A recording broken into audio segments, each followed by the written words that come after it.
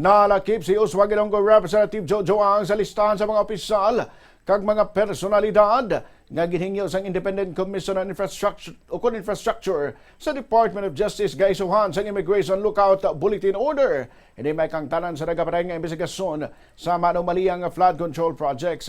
Base sa data, 33 ka indibidwal ang kalakip sa listahan nga ginpasa sa ICI sa Justice Department.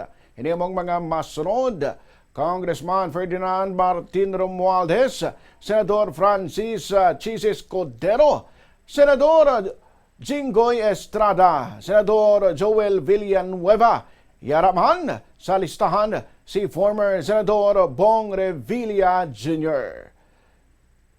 Nasulod man sa listahan si Anay Senadora Nancy Binay nga subong among alkalde sang Makati City. Yaraman ang pilapagid ka mga opisyal nga Sanday Commissioner Mario J. Lipana, Marilou Laurio-Lipana, Undersecretary Chiz Olivar, Carlene Villa, Maynard Ngu, Congressman Romualdez, Congressman Patrick Michael Vargas, Congressman Juan Carlos Arjo Atayde, Congressman Nicanor Briones, Congressman Marcelino Chodoro, Congressman Florida Robes, Araman Sanday, Congressman Eliandro Jesus Madrona, Congressman Benjamin Agarao, former Congressman Florenzo Gabriel Emmanuel, Congressman Yuri Ode Tariela, Congressman Reynante Aruganza, former Congressman Marvin Rillo, Congressman Chodorico Haresco Jr., Congressman Antonieta Yudela,